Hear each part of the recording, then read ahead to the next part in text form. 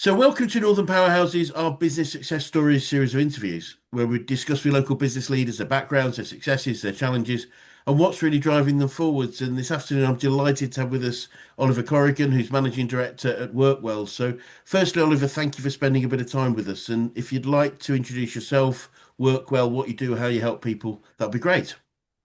Thanks, Chris. Really pleased to be asked to join you on this podcast. So, as you've said, I'm Managing Director of WorkWell. WorkWell is a family business. We deal with in the flexible workspace area. I think as we delve into it, you're going to understand how we're a little bit different. Predominantly, we try to be a platform where teams and individuals can perform at the best. So we we really try not to be landlords. We think landlords are Yep. a archaic kind of like system within the real Yep. estate industry. And actually, we want to be able to enhance the outcome for the team. We're a platform. So that's what we do. So, in a nutshell, we're in the flexible workspace environment and serve clients with SMEs, established SMEs, and more regional or larger limited companies rather than just startups. So we're not like a startup. There's plenty of competitors out there that do a great job for the startups, beer and pizza on a Thursday night and everything like that. We all get to know each other. We tend to be when businesses are more established and it's the next step. That's when they come to us. And what we try to do is put strategy around the decisions that they're making. Great.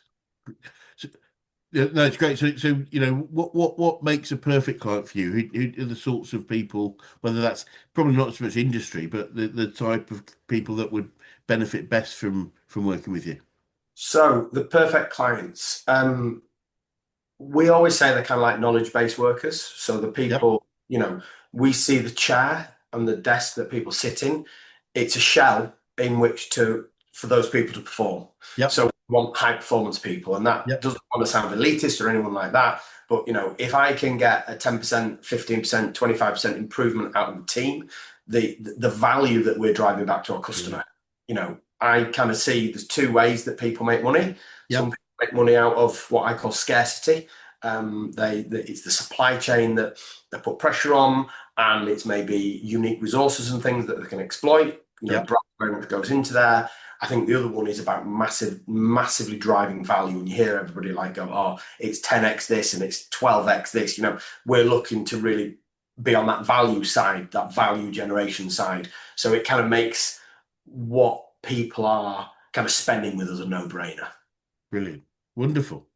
Well, Oliver, if we perhaps start by looking backwards a little bit and ask you a little bit more tell us a bit more about your background, how you got into business. Obviously, you mentioned it's a family business, and Yeah. why this particular one for you. I guess that's a bit of an obvious question, but tell us a little bit more about yourself and how the business came to this point.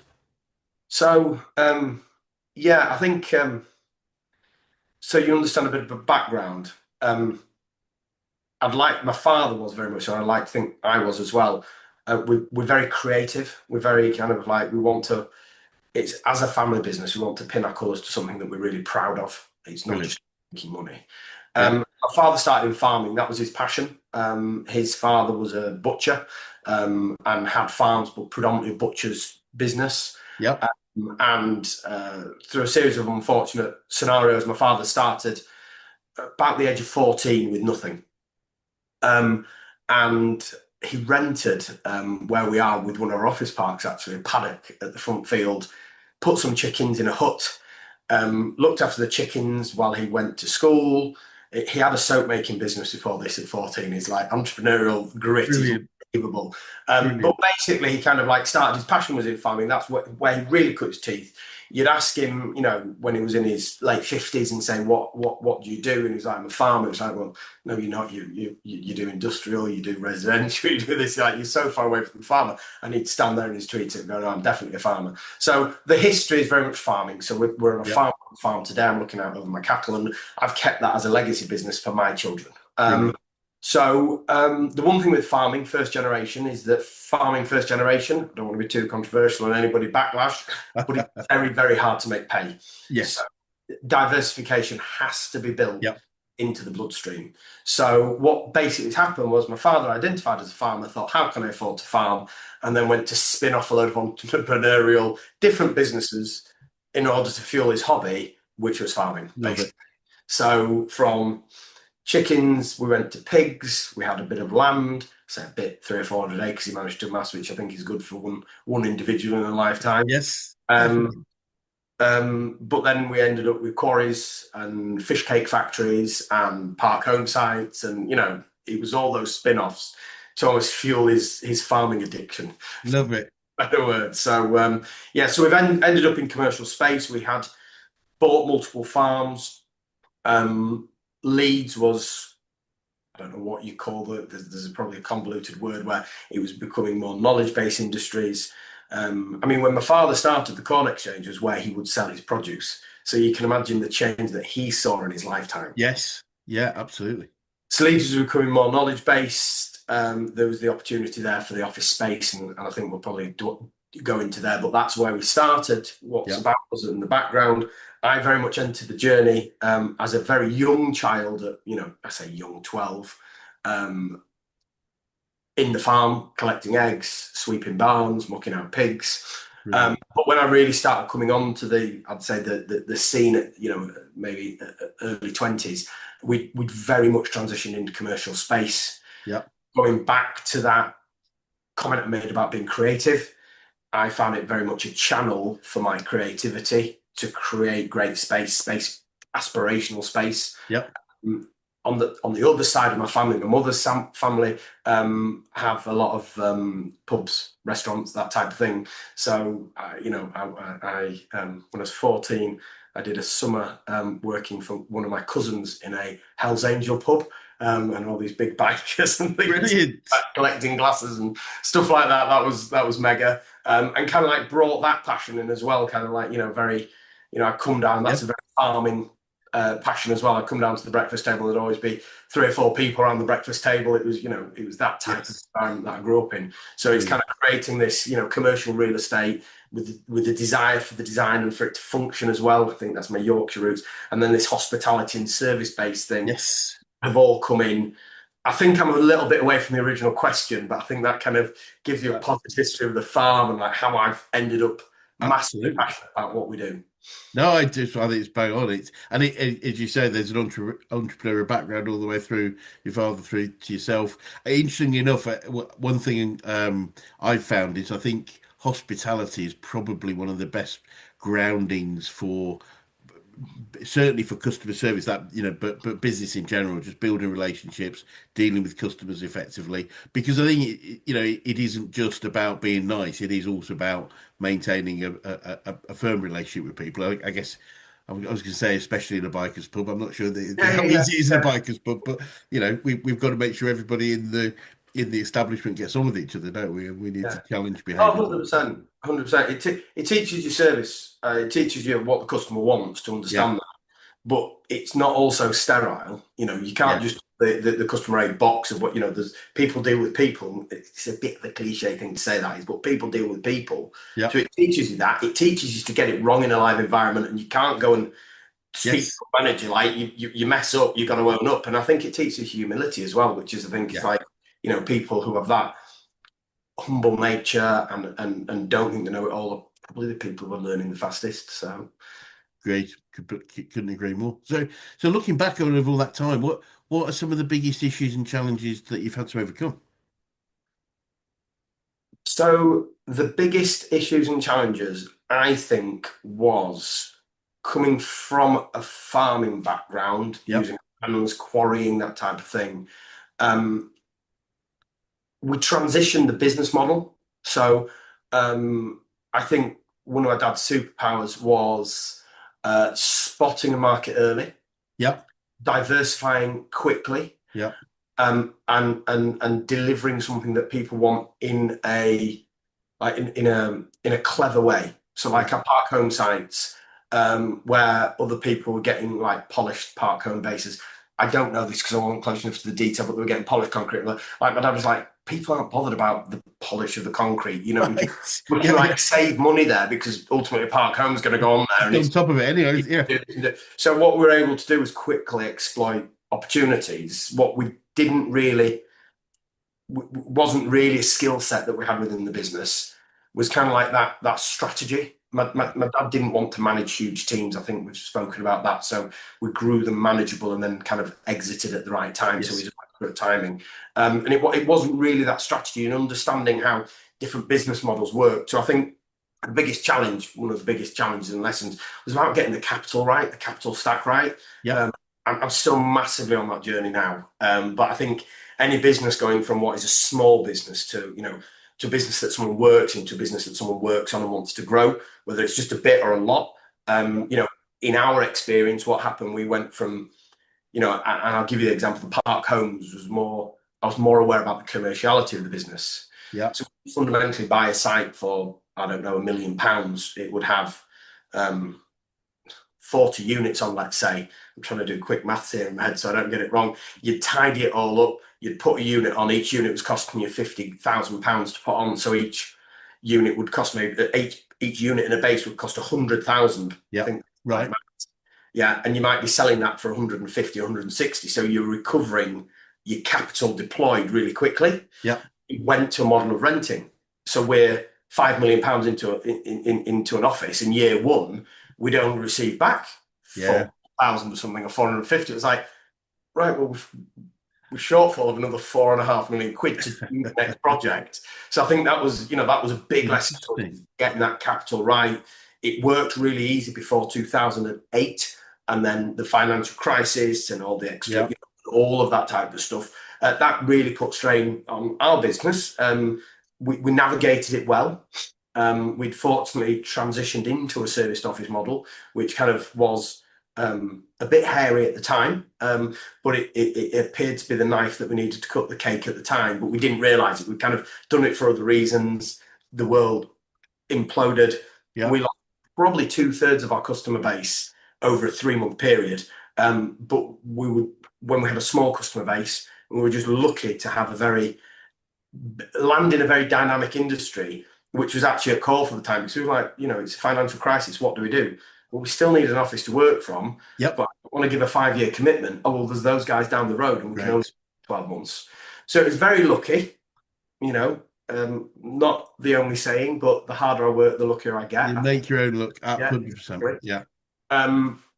But yeah, that was probably one of the hardest challenges. One of the hardest challenges was understanding the transition of that model in 2008, what that capital stack meant, and going, oh my God, we've got this really wrong, and we need a lot more wool on our backs to go from a unit sale to a repeat sale, that type of thing. Yeah, and the availability of funding would have disappeared overnight. I remember it myself. It was a difficult time, wasn't it, as you say? And what we thought to be solid and straightforward and expected did change almost overnight. It wasn't quite as good. I think the commercial office space, is a toxic asset.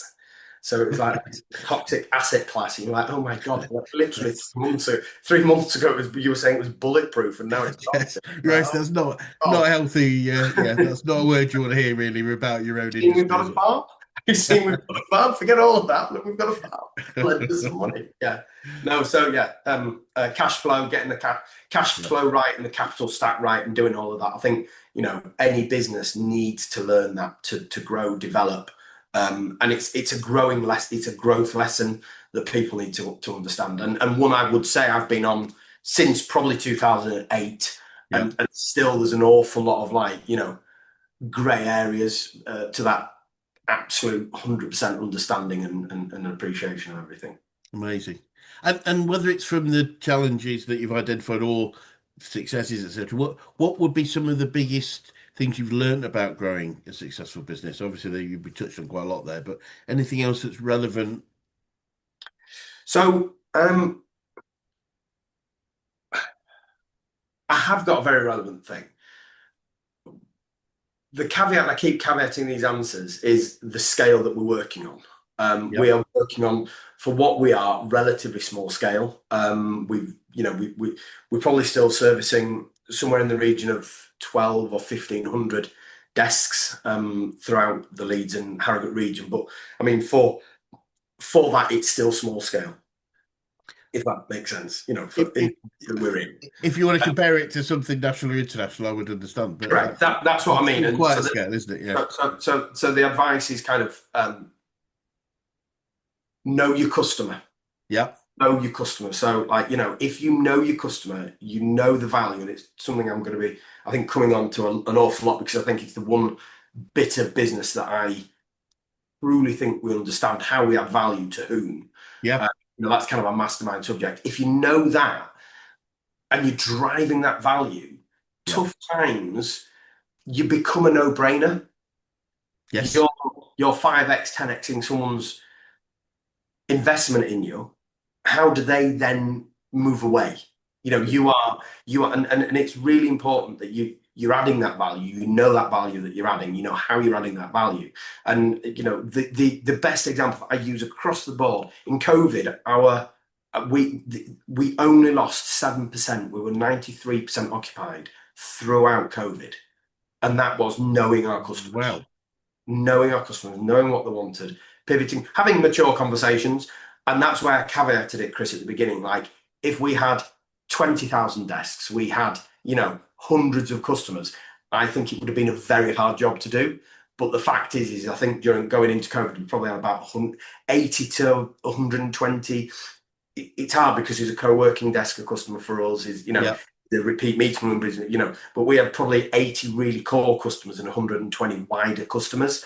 And given a small team, we very quickly all worked well deployed. That's your Yes. segment, that's your customer segment, that's your customer segment. And we managed to retain an awful lot of our occupancy right the way through COVID. And like I say, it was 93 was where we troughed. That's Um, incredible. I mean, that's quite amazing for, given everyone was going out, yeah, given what COVID meant. But it's interesting you say, and you mentioned this idea it might have been different if we were a different scale.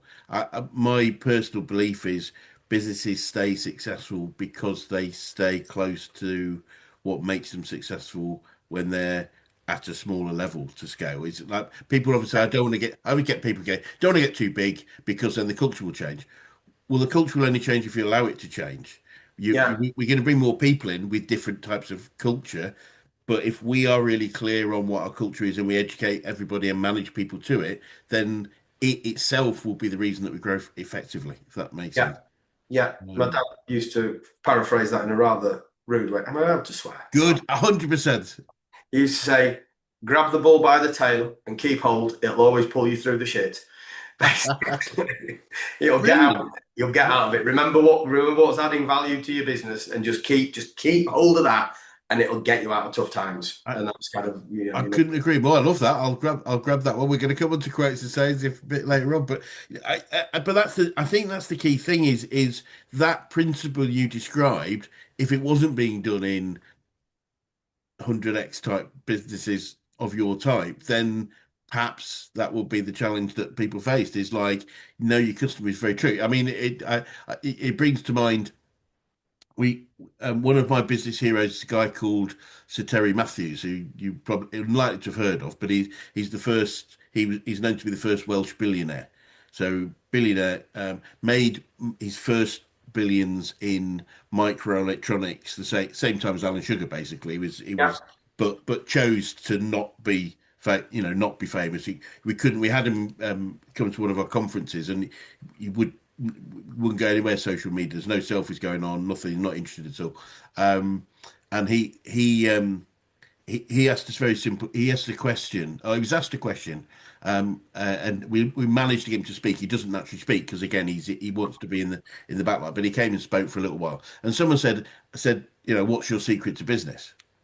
And he said, look, I know this sounds really simple. And he was saying, just to put it into context, he said, I've got one business doing 10 billion. I've got six doing between 1 and 10 billion. And he said, I'm not trying to just, but he said, my secret to business was as simple as this. He said, I asked my customers what they wanted and I got it for them. And you just go, yeah, that's what business is, isn't it? Is know your customer and service what they want, not what you necessarily think they want. yeah, yeah, Sometimes there is a way of bringing them through a process that you think is because I think the flip of that is I think Henry Ford said something like, "If I asked my customers what they wanted, they'd say a faster horse." And therefore it was there's a thing there, but I think knowing your customer, knowing your marketplace, knowing what people want or don't want is key to any business of any size. So I think yeah, I mean, I totally resonate with you there. There's a thing that we talk about in the office, and I think we very much I think we just kind of hack up a business idea. It's very rough. But have you heard of the word jobs to be done? Jobs to be done. I'm familiar with that phrase, but Yeah. Well, jobs to be done is when you look at your customer and try and understand the job they're trying to do. great. Yeah. So, if you are asking that question, so what do your customers want is probably like the Henry Ford, I'll get a faster horse. Yeah. It's not that. It's like, what are you going to do with the horse? Like, what do you need Yes. to achieve with the horse? And if you understand that, then you understand the value you bring, and you Yeah. can create something that is better than a horse, Yeah. basically. So yeah, I think it's called jobs to be done theory, and Yeah.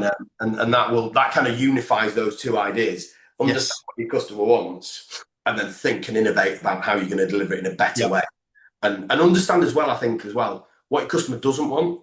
I think Yeah. you kind of said that, like, we get this, but then there's all this waffle around it, and the great example of that is the low cost airlines. So the Yeah. low cost airlines, what do you want to do? Well, I need to, I think what's it called in America? There's a very good business airline, which is like, I think it's business, which is like really cheap, but like super on time, and they've like got no frills other So than get a lot.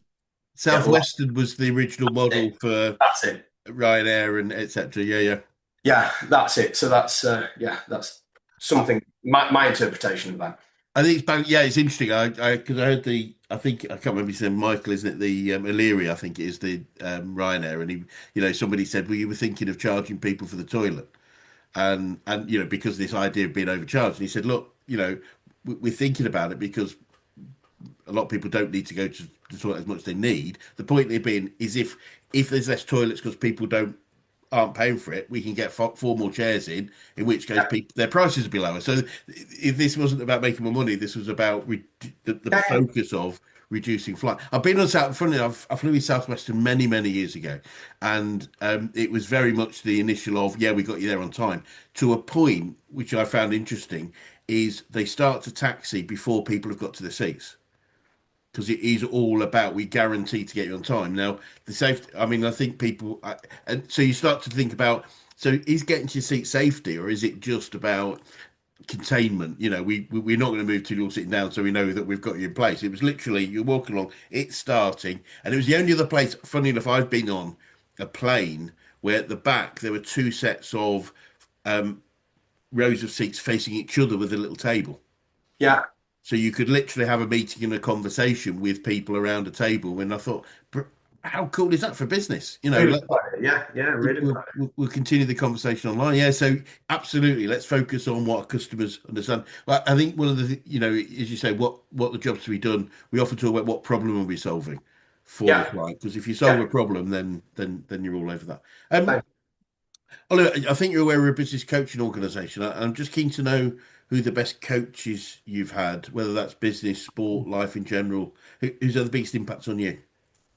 I think the father. I think you kind of knew that was going to come out. I yeah, I think my father. He, what did I take from it? I learned hard work. I learned, and I think that's a privilege to know. That's not yeah, oh, I was really hard work. No, I learned hard work. I'm happy to work hard and keep one foot going in front of the other and get to yeah, where you need to go. And I learned, you know, we were never the biggest, so we weren't able to take people on with a lot of money. We had to think about how we're going to diversify and find yeah. gaps in the market. So I mean, those are two massive things. Um, you're going to ask who else? For me, it's like reading. I think reading Yes, is great. you get there a lot of the time with reading. Yeah, And I'm you can ask for all sorts of books.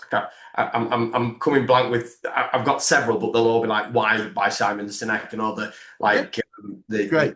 the obvious ones. But yeah, the last one I'll keep when you're probably asking me about a podcast or something We're later on. going to come into that in a sec. So, Recommendation shortly. but, So but yeah, I mean, yeah, I like. There's a phrase that we are. we're closest to the five people we most associate ourselves with, and they don't have to be people we know. They can be people we read about, we read their books, we learn about, and I think that's really important. So Simon Sinek, great book. Yeah, I was going to ask you about any favorite. Well, firstly, any favorite quotes or sayings. We've mentioned one from your father already, which I love.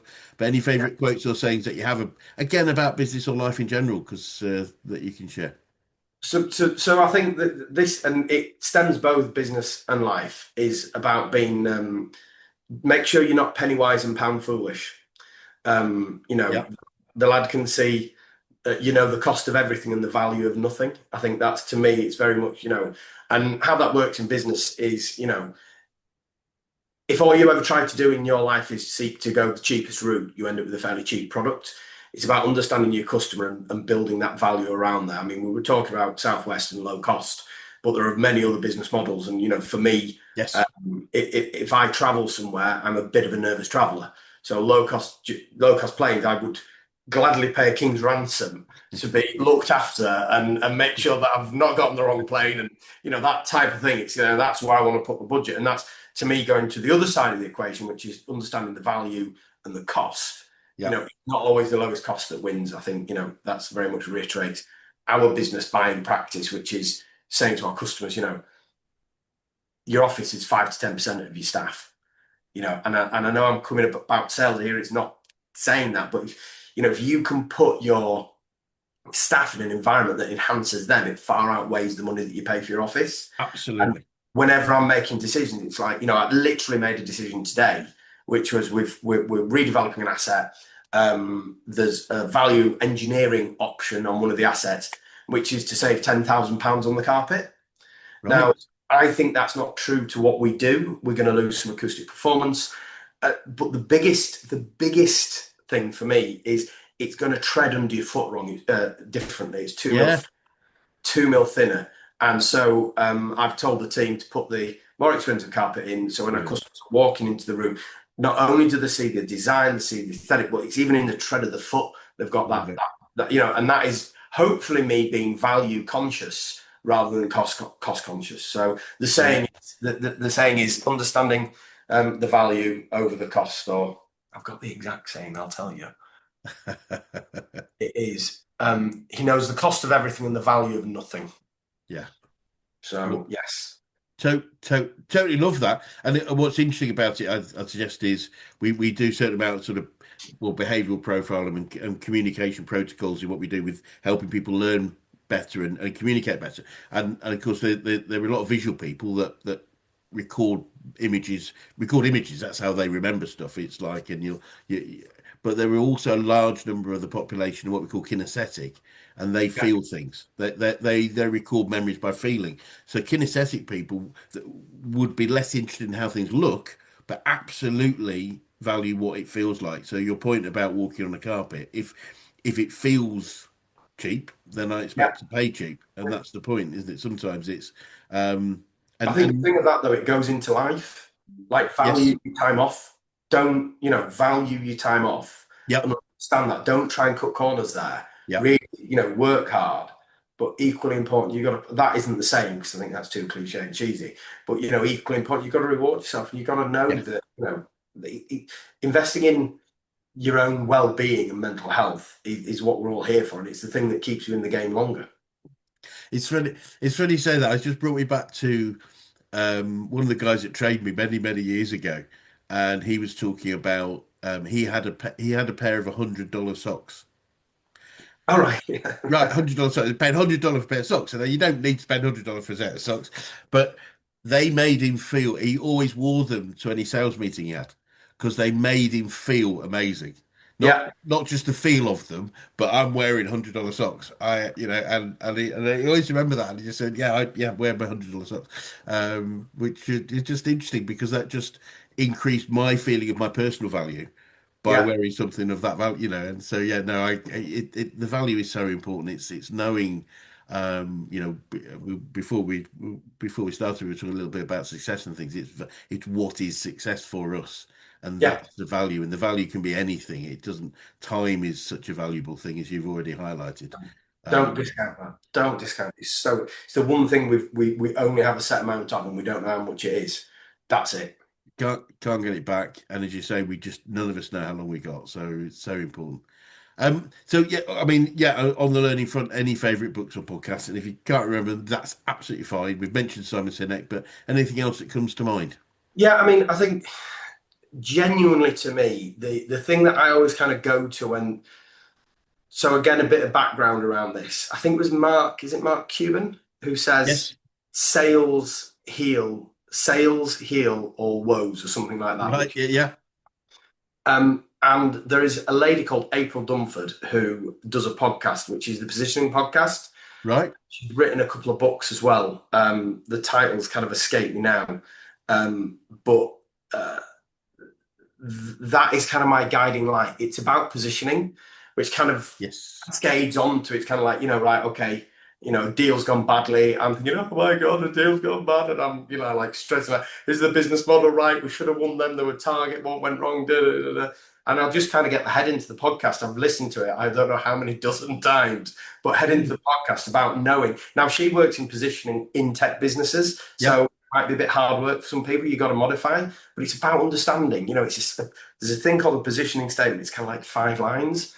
But like if you understand everything around that, the market category you choose to compete in, the value that you choose to have, the customers that you choose to compete for, like all of that stuff is like it's like love it, gold to me. love So it. yeah, so that is it. I don't think many people watching this will have listened to that podcast because it's so niche, but it is a real guiding light for me. So it's the Positioning Podcast by April Dunford. Thank you. That's really valuable. I've never heard of that myself, and I will be looking at that up because, yeah, I mean, certainly from what I do and what I help people with, the positioning in sales is so key because people don't like shocks. One of the things is if you're positioning people, that you're preparing them for what comes next. If there's a gap between what comes next and what, if we haven't prepared them for it, then we tend to reject things that we're not ready for, whether we want the thing or not, if that makes sense. There's another book or podcast, sorry, that I'd highly recommend. This is I'd say less focused on understanding, more general business. It's Yep. called Acquired. Have you heard of the Acquired podcast? No. Phenomenal. These two guys, they spar really well off each other. Like the chemistry behind the scenes is great, and they basically take like they might take Coca-Cola, and both of them do a deep dive into Coca-Cola as a company and the history Yeah. from different angles, and they come together and have a conversation about it. I think they did Rolex was a particular one. I like my watches, Interesting. so they've done Rolex, Microsoft. They did three separate bits of Microsoft, 9 hours of podcasts, and you'd think, God, that sounds boring. But the way that their engagement No. with each other is super, super cool. And it's just all about these huge household names and like how they've come to be, the history of it, Yep. all the stuff that happened behind the scenes and like the business that they're doing, the value that they do. So, while you're reading something like positioning, like I'd be reading something or listening to something like positioning, like from I want to develop this area of my business knowledge. Actually, this is, the acquired thing is more like light reading or light listening. So Yep. I don't really want to think too hard. I've had Yes. a hard day. I just want to Yeah. and that's a really, really, really good podcast as well. That's acquired. That sounds fascinating. I'll listen to that. Acquired. It's funny you talk about that. So my grandfather he became very senior in Unilever. Obviously Yeah, the 1.5 billion people buy Unilever products every day, and actually worked at Unilever House. But he started as a clerk at 14, yeah, in 1915, I think, to get it right. And but the history of Unilever is it started with a Dutch margarine company that ended up buying a company called Lever Brothers, who were based at Port Sunlight, then became Unilever. And so the history of the company is in yeah, itself fascinating, and obviously there's a personal element of that about how my grandfather's part of that. But yeah, it's just fascinating. You find how these companies come to yeah. light, Yeah, yeah, and yeah, yeah. I think the IKEA one was a good one, and they've got one on Lego as well. So yes, fascinating. No, that sounds really interesting. I'd find that very interesting. I'm sure a few of my colleagues would too. And definitely. and Oliver, I'm keen to know what you've learned about yourself throughout your journey so far. So my father passed away about 10 years ago, so I took the reins of the business. I'd worked in the business for my father driving a lot of the commercial element of the business for a number of years. So the transition should have been easy. Um, Confidence in myself is what I've learned. Have Mm. confidence. I always used to have someone to go to who I thought knew Yeah, everything. Probably did know everything, but and would be able to spar ideas and talk about things. And um, when they're not there and you don't have those yeah, people to give you that assurance, it was about listening to the wrong people, not making horrendous mistakes, but listening to the wrong people. It's kind of like, I always say now, like, what's your qualifications in the subject? What's your experience of the subject? And what is the success that you've had of the subject? And like, yeah. before you start listening to advice, like, qualify that, because every man and his dog has got an opinion down the pub. Yeah. And then have conviction that if you're kind of passionate about what you're doing, you've researched it, you think you know your customers and things like that, don't be scared to quickly take advantage of a scenario. Love it. So yeah, so the lesson I've learned about me is have more confidence in my own conviction. Yeah, Another saying that my woodwork teacher used to do, which was measure twice and cut once. So make sure you're measuring your conviction twice yeah. before cutting. But once you're there, go for it and try to block all the naysayers out and just dive down and go into it and work out the problems that you get along the way. Love it. Yeah, absolutely love it. It's funny you say about, understanding people's experience, knowledge, capabilities. Is that I think there's a phrase that I heard some time ago which is the most expensive advice you can get is free advice from an idiot. Yeah, yeah. It's like I like that. I like that. yeah, yeah. Eddie down the pub told me last week that you could do well. Yeah, what do they know? Yeah, it's check the validity of the information we're getting, but actually, but trust ourselves. I think that's really, and that's a real challenge, I think, for so many people. It is just that self-confidence of saying, I've got this. My coach, I had my own coach, he one of my affirmations that he taught me many years ago was, trust yourself, Chris. Yeah. Trust yourself, Chris. And it's just like, yeah, You're the only person who's got you to where you are today. So if you're going to yeah, go forward, you're not going to need to navigate yourself with your own conviction and your own thoughts. And absolutely. that's. Absolutely. No, I really get that. And be interested to get your view on this, especially given the family nature of your business. But one of the definitions we have an action coach of what we call a true business is a commercial profitable enterprise that works without its owners. Yeah. Now you can put can in there, that's fine. But the idea being it's only a real business when it's not dependent on anyone really. But I mean, obviously the owners will have the biggest impact. How do you feel about that as a definition of a true business, Oliver? Um, I like it's almost like asking me how important it is to drink water. It's true, isn't it? Fair enough. I think through the family journey that I've had, understanding the difference between ownership and roles, Yes. and that is huge around the what you're saying is that a business should be an entity that stands on its own 2 feet. It should have vision, direction. It should have value add. Should have objectives, and you should be able to interchange the parts. If you're not driving enough money out of that plan, then you need to change the structure of your business. You need to change the idea. If you can't do it, and if it's only you that can deliver that view, now that's easier said than done. Look, Chris, at the minute I'm knees deep in operational stuff. The best laid plans. Yep. I said to my EA Christmas time, I said, Julie, I think next year is going to be amazing. I said, it's the first time ever where we've grown the income, where I've got people covering every base, like not every base, but all the major bases, Yep. all kind of like qualified people. I feel that I'm paying everybody like the right level for what I'm asking them to do, because sometimes you can get people in, you need them to do stuff. The junior, it's not you underpaying them, you give them the opportunity to grow. But ultimately, I got to the point where everybody was at the right level, everybody had grown, I was paying all Yep. the wages.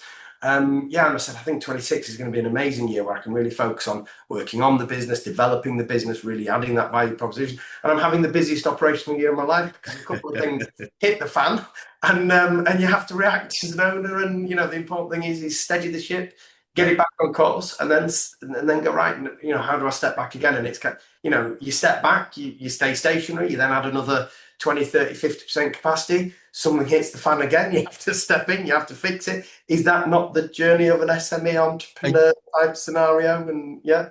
100%. I think the key thing about it, the aspiration of it working with Yeah, houses, that working towards that goal, working the, towards that potential exit. yeah, it's really interesting. Well, I found it interesting. Sorry, I was in an event a couple of years ago, and I heard a lady called Jennifer Burns speak, and she's ex-CTO at Microsoft. To give you an idea, she knows the stuff.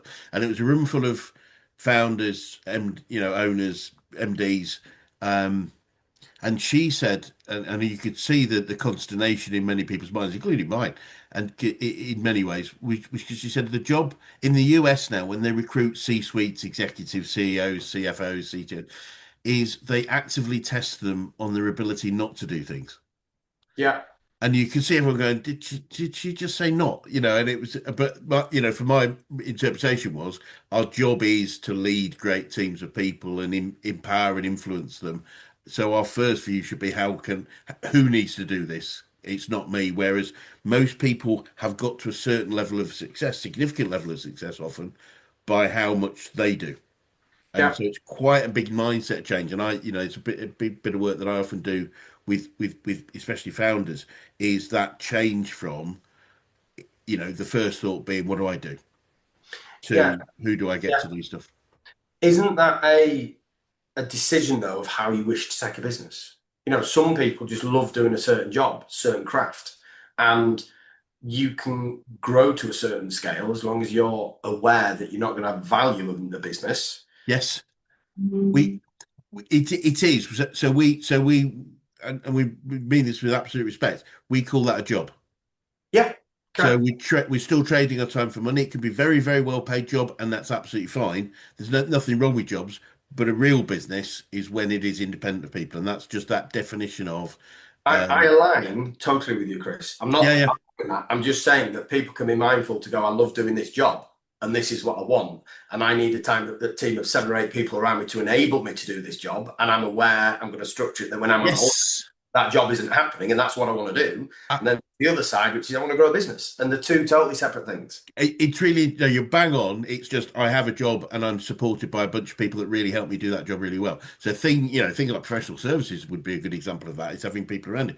What I find interesting, and this is quite interesting if it makes any sense, is that we meet a lot of people, and I guess this is where we offer most support is they've lost that thing. They started a bit. This is how we see often people start business. They start business because they're good at something and they love what they do. Really good at it, really love it. They become so good at it, people want more of it. So Yeah. they start to employ people to help them deliver it. And ultimately, the hardest bit is the management, not the doing. So they end up not doing the thing they love to manage some people and they don't enjoy the management. So they're stuck in this thing of, I'm not doing it. And what we've done, I've perfect experience of this. And I remember helping a joinery business do exactly that.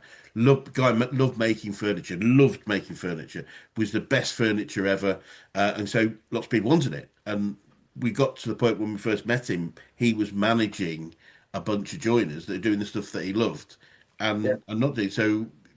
Where we got to with that, which I think is really, I found really rewarding, was we created a business that worked without him completely. So now he's got his corner back in the workshop where he makes furniture again. Yeah.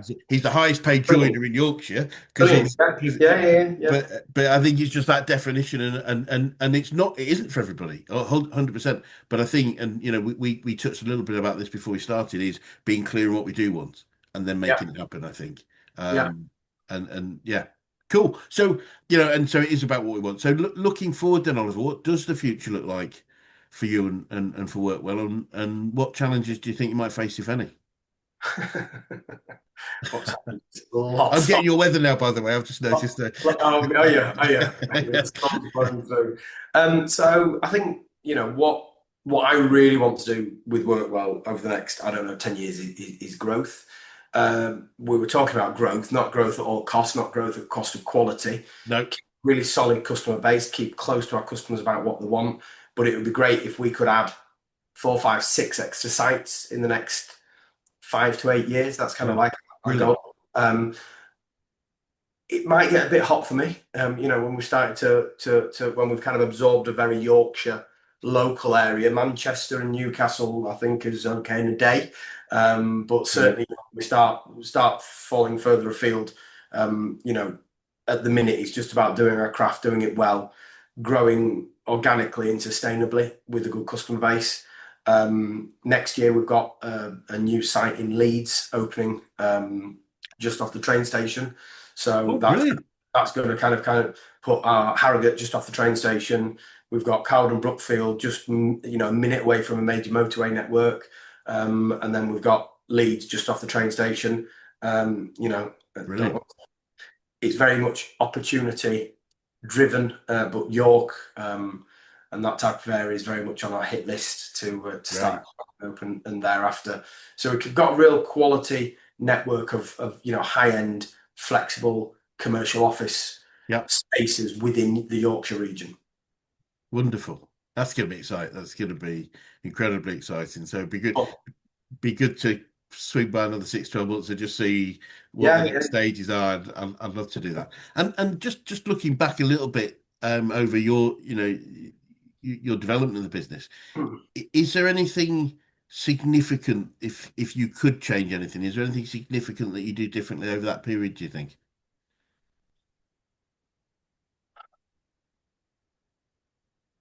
Yes, definitely. If anyone answered no to that, it would be that there would not be learning enough.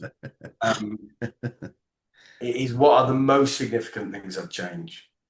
Um, I'd probably focus on team and not just team and support, but what's the hierarchy? For years and years, you say, well, everybody knows who's in charge and everybody knows this and everybody knows that. And it's not like you want me, that wasn't a flex of me going, oh, I'm in charge, but everybody knows that, um, one of the team deal with operations, one of the, we're not a big enough team to need that.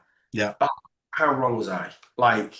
Even at a team of like two, you need to understand all the roles in the Yep. organization, of the aspirational roles. You need to know what income you need to be at, or what profit you need to be at to start backfilling those roles in a meaningful way. You need to know how those Great. roles interpret with each other, what the KPIs, what the levels of success are, all aligned to the company strategy. What would I do differently? I'd sweat that so much more. But then the caveat was I was spending that time understanding my customer and developing a great product. So it's kind of how could I be in both areas? Should really the lesson be is that I bring someone else on? Could I have afforded them? I don't know. Is that hindsight, unpicking the detail in the hindsight. It's always easy to say someone did wrong, but you did your best that you could do with the information and resources you had at the 100%. time. So what I'd change, I'd definitely be focusing more on that people, system, structure element of the business, way more. But then I wouldn't also, when we started worrying about it, we worried about it so much that we wanted it perfect and we wanted it sustainable for the next million years or something. It's no, will this literally get us to the next stage? Yeah. Whatever that may be. Is it the next 2, 3 years? Is it the next 18 months? Is it the next 5 years? Do we feel this is meaningfully better than it was tomorrow and allow us to deal with the problems we've got on our plate today and some of the stuff that we're seeing up in the future? If yes, do it. Yeah, absolutely. Do it. So yeah. I mean, hindsight is a wonderful thing, and it's not about regret. It's just about learning, isn't it? Just say, look, Yeah. that might be make me do things differently next time. It comes to mind. I think it's Michael Gerber in his book, The E-Myth, talks about Yeah. creating an organizational chart, both now and how we want it to be. And I love the fact he sort of says, look, when we start a business, often the organizational chart is just one box saying me. As Yeah. if you're lucky, it's two boxes saying me and you. But but it is, most businesses will have a marketing operation, a sales operation, a delivery part, a finance part. Who's doing what? It may be the individual doing them all, but until we've broken them out, as you rightly say, we don't know what those roles are. And what you've finessed on that, which I love, is we don't know where we need to be as a business to financially afford someone to take that role on. Yeah. Which I think is really key. The beauty, I think, of today's world, and I think you're part of that in some way, is that fractional working is more available than it's ever been. So I don't need to wait to have an FD function to afford a full-time FD. I can have an FD working 3 hours a week or whatever it would be. And that's part of the whole world of more flexible working, I think, which obviously from a space point of view is what a big part of what you do. Yeah. And it wouldn't be an interview any shape if we'd not mentioned AI, because I think a lot of those roles now you can consider AI. Yes. Yeah. Actually, is this a role? Is this a role? Are these three roles now, three individual roles, or the merged as a larger role, responsible for those with support of more automated functioning? Yep, great, a really great point, and I couldn't agree more. Is yeah, what can I learn? What could I use? What does AI? Yeah, it's literally having that conversation this morning with a client about a particular part of what they've got, and literally they have three people off in that role at the moment, and without getting into the detail, it's like, well, could AI fulfill some of that so the ones that are left can actually be more effective and can That, to that's what I'm finding. A lot of conversations I'm having with customers is it's not to do with like a reduction in headcount, no, but better redeploying the headcount they've got. So it will be a regression over time because of that we're not adding those new roles, and that is yes, something we're going to have to deal with. I know that's something like as a region, a country, a globe, that is something we're going to have to deal with. But that immediate doom that we're looking at, that cliff edge that we're dropping off, I don't think is there. We did an analysis. We literally have a team of we've got about 35 people that work for us, but then we've got this core management team of like 9. yep, There was only 2 people within that remit that potentially, and this isn't, we're not making redundancy, this isn't no, no. but potentially, like everybody else, it's like, well, I need my finance director. Yeah. Whether he's using AI or not, I need my finance director to use the AI. You see these things online going, oh, I've got a team of 16 directors, they're all AI. So, no, you don't. No, you don't. Like, yeah, you might do, but you're turning over like 20 grand a month. It's like, it's not, you can't do it. Absolutely. Uh, and they still haven't solved the issue of, I can't remember, there is a technical term for it, but making stuff up. AI is I think they call it dream mode or something. So we do need people to run that eye over things anyway, and I think that's it. It's the donkey work, the legwork, there's so much that can be done that people don't want to do. That's often the truth of the matter. If people identify the sort of repetitive work they don't want to do, that can easily be done by AI, and they can focus on the clever stuff of interpretation. Yes, Exactly. AI could do it, but as a support tool. What I mean, what I think. Sorry, go on. I heard a saying once, and I think it was one of the ex-CEOs of Ford. I think. Yeah, Tell me if I'm wrong. that's all good. Well, But they said until you've really got to £100 million worth of turnover, there's no way that you can have one person responsible for everything that needs an individual person to be responsible for within an organization. So, like oh, someone, interesting. Yeah, right. and it was this like astronomically big number that Chris, I don't think I'll ever get to. No, no, I get, but I don't think I'll ever get to. Um, and so where am I going? So yeah. So once you're over 100 million, then you've got some response for everything, and actually yep, it may lead to job reduction in those large industries. But until then, you sat there at 30 million turnover, 40 million turnover, something like that, and someone's bringing along an AI, and you think you're fairly big fish in the pond, which at 40 million turnover is a decent sized business. It's yep, really decent sized business. But fundamentally, everyone can always be redeployed better yep, elsewhere within the organisation. So that's very much optimistic for me. Is that yes. people shouldn't be looking at a headcount loss, unless of course they've got problems within the business, etc., etc. Shouldn't be looking at a reduction in headcount. They should be saying this like, actually, how do we do a better job for our customers and really powering that better job. Yeah, and I think so many organisations have people working so hard. Yeah, It's just like, just don't we don't need you to work quite so hard. That's not a sin. That's not a the Yorkshire farmer. I enjoy hard work. well, Sorry, I but know, I get that, yeah, but it's do you know what? It's like that we put ourselves under a lot of pressure, and it's so what that's one of the first things it could do. Look, if it gives you a bit of time back to, and here's one of the reasons it should do, to think. I've had so many people that, and I remember talking in events and saying, look, just imagine what it's like as a leader or an owner of the bit, whatever your role is, if you have more than enough time, you can actually put your feet on your desk and go, I'm just going to think for a couple of hours, just going to think. Yeah. And but I've had people look at me like I'm an idiot, and it's just like that's our job. When we get to this sort of, our job is to be thinking about the future, and the doing is other people's job.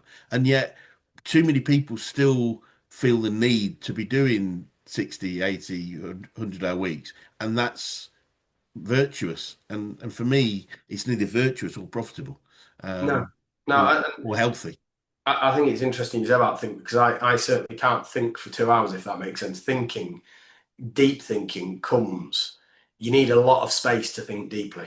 You Yeah, need a lot of space to think deeply. Like you need to be, not doing work for me, it's normally not doing work for half a day. great. Where I'm out with the kids, I'm out with the family, and then you end up with that 2 hours where your Yep, mind's sort of processed all the day-to-day stuff for work, and that's when your best thinking comes. And like you say, to do that, you need to create not just 2 hours, you need to create space, and AI can hopefully create that space. 100%. I mean, it's, we talked about dogs before we started. It's walking the dog, Yeah. but walking, that thought process or that ability to be able to thought shouldn't just be when we get the time to walk the dog. It should be, I'm going to take the afternoon off. I'm going to walk the dog, and I bet you I come back with three brilliant ideas. And that should be job work, job time, or could be job time. But no, I get that. So, final question, Oliver. What would be the best advice you could give an 18-year-old you if you could go back in time and do that? What would be? Oh, you Oh, that's a hard one. That's a hard one.